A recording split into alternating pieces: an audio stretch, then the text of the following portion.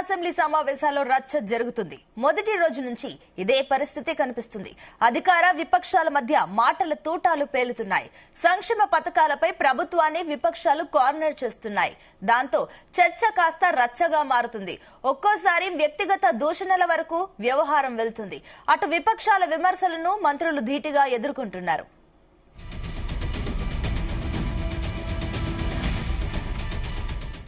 Right, ఇదే అంశానికి సంబంధించి మరిన్ని డీటెయిల్స్ మా బ్యూరో చీఫ్ నరేందర్ అందిస్తారు.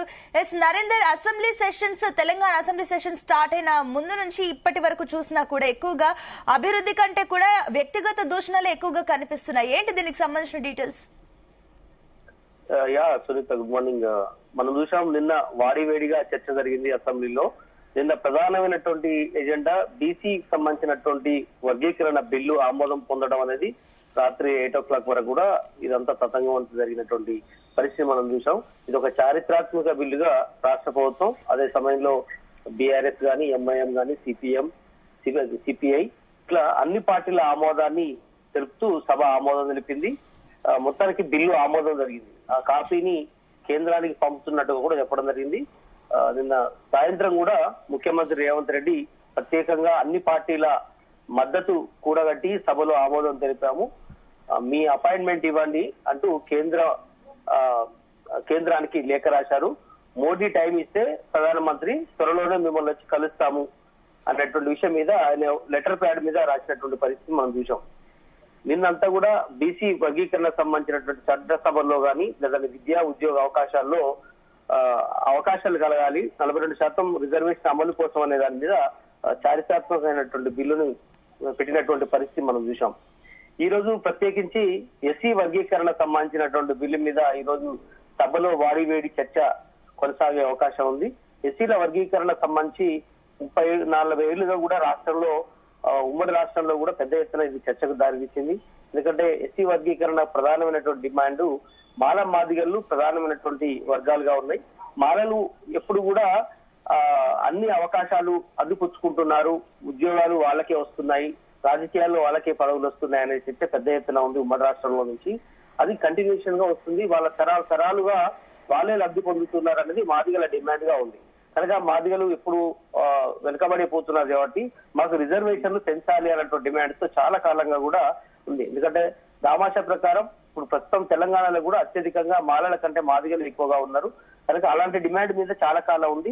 మాదిగలే కాదు, మాదిగ ఉపకులాలు కూడా పెద్ద ఎత్తున ఉన్న నేపథ్యంలో రిజర్వేషన్లు ఉద్యోగ అవకాశాల్లోనూ ఖచ్చితంగా స్థానిక సంస్థల్లో కూడా ఖచ్చితంగా పెంచాలి అన్నటువంటి డిమాండ్ మీద ఉంది. మన లాస్ట్ టైం కూడా సభ ఆమోదం తెలిపింది. ఈ సుప్రీంకోర్టు వెళ్ళి సుప్రీంకోర్టులో కూడా ఇది న్యాయసమ్మతమైనటువంటి విషయం చెప్పిన తర్వాత ఖచ్చితంగా దీని మీద ఏకసభ్య కమిషన్ కూడా రాష్ట్ర ప్రభుత్వం ప్రత్యేకంగా నిర్వహించింది. Retired judge justice Shamim Akhtar ఏకసభ్య కమిషన్ ని రాష్ట్ర ప్రభుత్వం వేయడం, 60 రోజుల గడువుతో ఒక రిపోర్ట్ కూడా తయారు చేసి రాష్ట్ర ప్రభుత్వానికి, కేబినెట్ కూడా ఇచ్చినటువంటి పరిస్థితి మనం చూసాం ఆనాడు. దాని తర్వాత ఆ రిపోర్ట్ కాపీని కూడా మంత్రులు ఆమోదం తెలపడం, దాని తర్వాత దీని మీద ప్రత్యేకంగా ఎస్సీ కులాల ఉప వర్గీకరణకు సంబంధించినటువంటి అన్ని అంశాల మీద కూడా మంత్రులు చర్చించి ఆమోదం తెలిపినటువంటి పరిస్థితి. ఆనాడు సపరేట్ గా ఒక రోజు కూడా దీని మీద కూడా చర్చ జరిగింది. అయితే ఈ రోజు ఎస్సీ వర్గీకరణకు సంబంధించినటువంటి బిల్లుకు సంబంధించి ఈ రోజు సభలో రాజనరసింహ మంత్రిగా ఉన్నారు, ఏకైక దళిత మంత్రిగా ఉన్నారు. ఆయనే దీన్ని ప్రవేశపెడతారు. దీని మీద పెద్ద ఎత్తున చర్చ జరుగుతుంది. ఎందుకోసం ఈ బిల్లు తీసుకురావాల్సిన పరిస్థితి వచ్చింది అన్న విషయాన్ని ముఖ్యమంత్రి గాని, అదేవిధంగా బట్టి విక్రమార్క కూడా దళితులకు సంబంధించినటువంటి లీడరే కాబట్టి డిప్యూటీ సీఎం గా ఉన్నారు. దీని మీద పెద్ద ఎత్తున వివరణ ఇచ్చే అవకాశం ఉంటుంది. ఎందుకంటే ఎందుకు అట్టడుగు వర్గాల్లో ఇంకా అట్లనే ఉన్నారు అనే విషయం మీద పెద్ద ఎత్తున దీని మీద చర్చ జరిగే అవకాశం ఉంది. మంత్రివర్గ కమిటీతో గతంలో అక్టోబర్ 11వ తేదీన వేసినటువంటి కమిషన్ రిపోర్ట్ కూడా క్షుణ్ణంగా గ్రౌండ్ లెవెల్లోకి వెళ్లి పెద్ద ఎత్తున చర్చ కూడా తీసుకొచ్చారు. ప్రజల నుంచి వినతులు కూడా తీసుకున్నారు.